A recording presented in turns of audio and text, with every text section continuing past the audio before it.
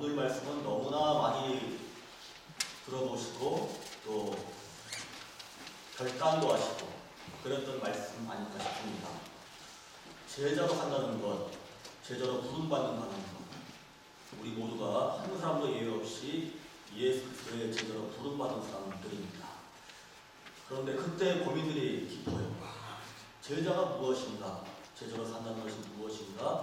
나는 과연 제자가 될 자격이 있는가? 제자로 살고 있는가? 하는 그런 각자 나름대로의 믿음의 고민들이 있습니다. 저도 마찬가지입니다. 똑같이 한 사람도 예외 없이 하나님께서 우리를 제자로 불러주셨는데 왜 부르셨을까? 내가 제자의 몫을 감당할 수가 있는가? 하고 있는가 하는 그런 고민들 가운데 하루하루 살아갑니다. 건강한 고민입니다. 저희가 완벽하다라는 마음으로 이 정도면 됐지라는 마음으로 산다 그러면 그게 바로 함정일 수가 있습니다. 부족하기 때문에 내가 약하기 때문에 그럼에도 불구하고 나를 도우신 성령께서 함께 하심으로 제가 제자의 삶을 살겠습니다. 살도록 도와주십시오. 또 저의 부족함을 채워주시기 바랍니다 하는 기도 가운데 제자의 걸음을 한 걸음 한 걸음 조심스럽게 그러나 담대하게 걸어갈 수가 있는 겁니다.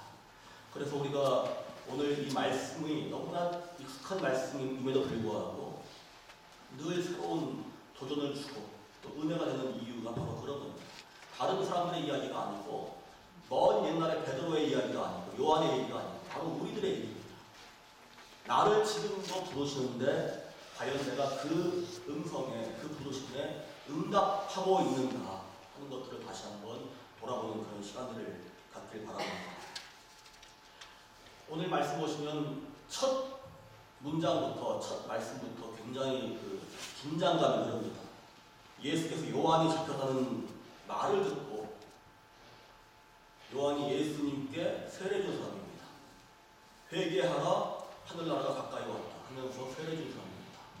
그런데 이 요한이 헤롯 왕의 당시에 유대 지방, 그 유대 지역에서는 가장 힘이 셌던 물론 로마의 식민지이기 때문에 분봉 왕이었지만은 그 왕의 잘못을 지적을 했을 때에 결국은 잡혀서 갇히게 되고 종로에는 죽음을 당하게 됩니다. 이런 요한의 어떤 어려움들을 겪고 나서 예수께서 갈릴리 지역으로 이제 물러나셨다 했습니다. 그 상황이 굉장히 좀 긴박합니다. 어렵습니다. 나름대로 저희가 알지 못하는 그런 긴장감들이 있습니다. 요한의 삶을 보면서 먼저 이렇게 하나님 나라를 선포를 하고 회개를 외치고 하는 가운데서 예언자의 삶을 살았던 요한을 볼 때에 예수님도 앞으로의 나의 걸음도 참 험하겠구나 하는 게 보였을 겁니다. 요한이 잡히는 그 순간 그 시점을 시작으로 해가지고 예수님의 선교와 사역이 시작됩니다. 굉장히 긴박한 가운데 위기 가운데 예수님께서 갈릴리 지역에 가셔가지고 똑같이 회개하라 하나님 나라가 가까이 왔다는 그런 말씀 선포하십니다. 이 갈릴리가 어디냐? 저희가 어제 청년들 모였을 때 선한 사마리아인의 비유를 배웠습니다. 당시에 너무나 그 유대인들로부터 무시당하고 배척당하고 천대받고 함께 상종하지 않았던 그런 사람들이 사마리아 사람들입니다. 유대를 따라 올라가면 사마리아가 있어요. 옛날에 북이스라엘 그 지역입니다.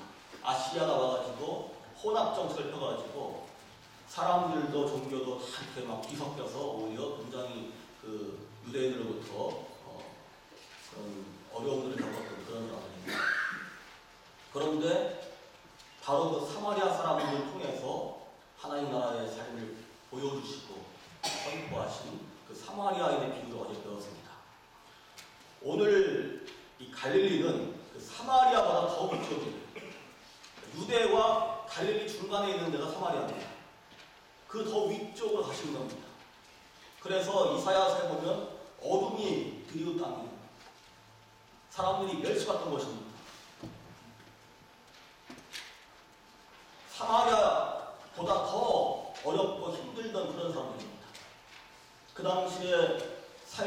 약자로서 또 소외된 사람들로서 멸시받는 사람으로서 아무런 희망도 없는 그런 죽음의 땅으로 보였던 그런 곳에 찾아가십니다. 그래서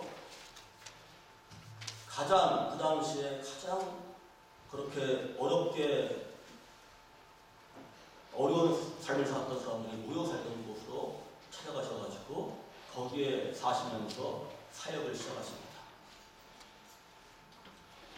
갈릴리 그러면 지금도 우리가 사는 이 세상에도 우리가 뭐 백화점은 아닐지라도 정말 힘든 사람들, 그렇게 모여 사는 그런 곳들이 있습니다. 그런 나라들이 있습니다. 그런 어려움들이 사방에 경험이 됩니다. 오늘날의 갈릴리도 참 많아요. 제가 최근에 이제 몇 달간 예수님이 쓰셨던 언어가 갈릴리 지역의 아람어입니다. 아람어. 그런데 그 갈릴리 지역의 아람어는 아니지만은 비슷한 말을 배웁니다. 똑같이 아람어 단어 중에 하나인 시리아를 배웁니다. 그러면서 지금 그 중동 지방, 중동이란 말도 잘못된 말입니다. 사실은 유럽 사람들 시각으로 볼 때 중동이지만은 원래는 서아시아 지역이고 유엔에서도 서아시아, 웨스턴 아시아라고 지금 말하는 그런 지역입니다. 이라크, 이란, 레바논, 시리아 다 포함돼서 그럽니다. 이란은 아니지만은 그런 지역에서 사방에서 지금 흩어져서 생활하는 기독교인들이 있습니다. 거기서 이민 온 사람들이 지금 시리아 교회를 이루고 있습니다. 거기에서 지난번에 우리 교회 왔던 게이브렐 에이덴이라는 그 지휘자하고 만나서 공부를 하는데 이런 말을 합니다. 우리들은 지금 트라이 앵글에 갇혀 있습니다. 지난번에 성탄절 전후 해가지고 사실은 그때뿐이 아닙니다. 미국이 이라크를 침공한 그 이후부터 그 지역에 사는 기독교인들은 엄청난 박해를 경험하고 있습니다.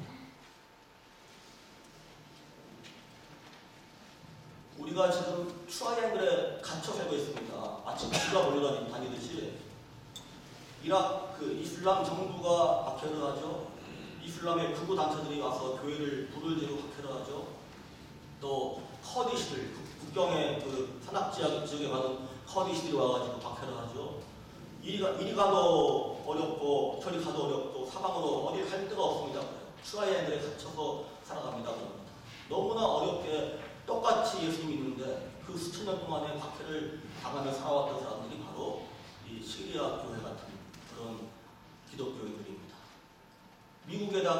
미국의 침공 이후에 우리가 이런 어려움들을 당하고 있습니다라고 아무리 얘기를 해도 아무도 들어주는 사람도 없고 거기에 반응하는 사람도 없다라고 이야기를 합니다. 그렇게 어려운 가운데 있어요. 어쩌면 오늘날의 이 갈릴리 지역 가운데 하나가 아닐까 싶습니다. 그런 곳으로 예수님이 찾아가십니다. 우리 마음속에도 내가 지금 가난하든 부유하든 내 마음속에 내 경험 속에 갈릴리가 있을 수 있습니다. 너무나 힘들어요. 외롭습니다. 어렵습니다. 마음이 아픕니다. 찢어집니다. 그런데 아무도 심지어 나도 돌아보기가 싫어요. 그런 데가 있을 수가 있습니다. 사람마다 내 마음속에 내 경험 속에 갈릴리가 있을 수 있습니다.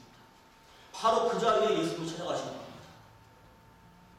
아무도 돌아보지 않는 것, 아무도 응답하지 않는 것, 아무도 쳐다보지 않는 것, 그것이 내 마음속이든 세상이든 어디든지 간에 바로 그 자리에 우리 사람들은 다른 데 쳐다보고 다른 것 때문에 온통 관심이 걸려있지만은 바로 그 자리에 예수님이 찾아가셔가지고 그 한가운데 하나님 나라를 선포하시고 싸매어 주시고